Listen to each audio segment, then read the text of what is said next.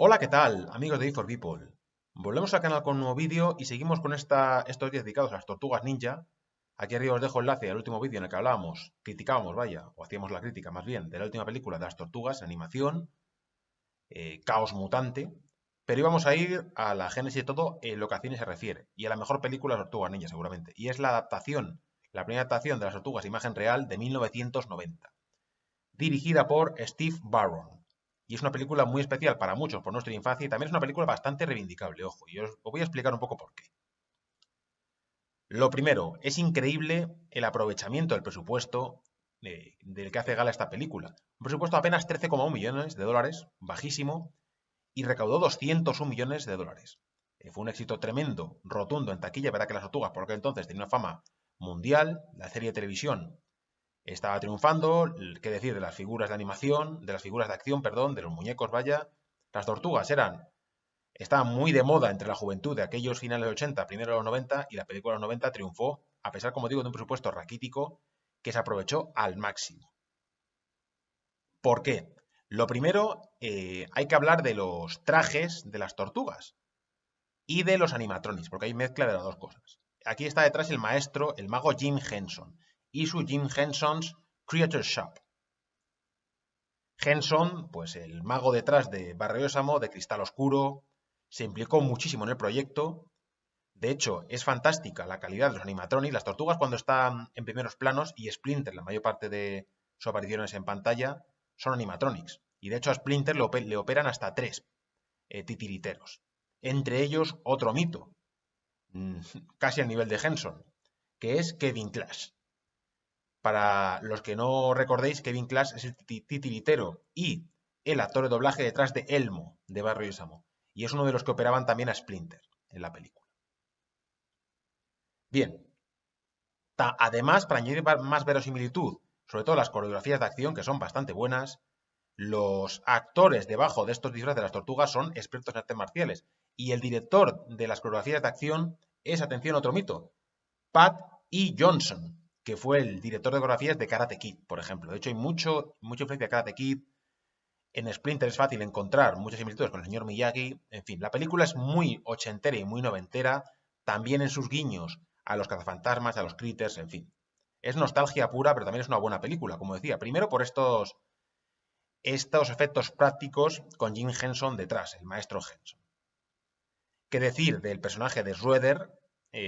Icónico su traje y su apariencia en la película y también su oscuridad, porque esto es lo que quiero hablar. La película tiene un balance tonal muy interesante. Y esto es gracias al empeño de Steve Barron, que presionó a los ejecutivos para dar un tono más oscuro a la película y lo consiguió. Aunque de cara a la secuela cambiaron las tornas, pero en esta primera película dirigida por Barron se logró esto. Hay un equilibrio, como digo, tonal muy interesante entre la oscuridad de los cómics, porque los cómics del 84 de Kevin Eastman y Peter Laird son muy oscuros, con mucha influencia de Frank Miller, en fin. Y esto está en la película también, pero como digo, equilibrado con también el tono de la serie de televisión. Hay muchas bromas, muchas chanzas entre las tortugas y también una película familiar que no deja de serlo, aunque a ratos no lo parezca. Como digo, de hecho, el propio Jim Henson se quejó mucho del tono de la película. Él no quería que sus creaciones tomaran parte de una película con un tono tan oscuro y tan gamberro. De hecho, llegó incluso a eliminarse, no a eliminarse, pero a atenuarse el montaje final, una escena en la que el Schroeder, en un ataque de ira, mataba a uno de sus esbirros. Ojo, que esto es una película en teoría para niños en el 90 y esto ocurría, aunque luego lograron que el esbirro tuviera una línea de diálogo y así evitar esto, que podía haber llevado a la película una calificación por edades mucho más restrictiva y esto lo hubiera dañado en taquilla, evidentemente. Pero el director y los guionistas tenían claro que querían un tono oscuro detrás del film, y se nota y se ve. Más cosas interesantes. La frase Cowabunga, aparece por primera vez en la película, en la mitología de las tortugas, y de hecho en su traducción al castellano la localización es muy curiosa porque se tradujo Cowabunga por de puta madre, por ejemplo, además de muchas otras cosas, que también la localización fue divertida cuanto menos.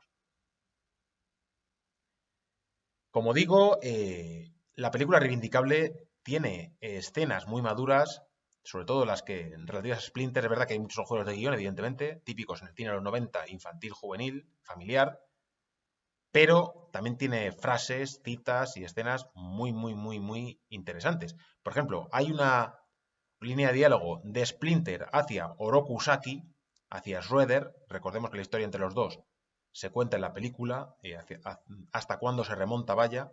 Le dice Splinter a Oroku Saki: la muerte nos encuentra a todos, pero algo mucho peor viene a tu encuentro, porque cuando tú mueras, morirás sin honor. Tú fíjate, fijaros, vaya, esta cita en una película infantil. Es que no lo es. Es que, como digo, esta Tortuga Ninja de los 90 es una película muy reivindicable.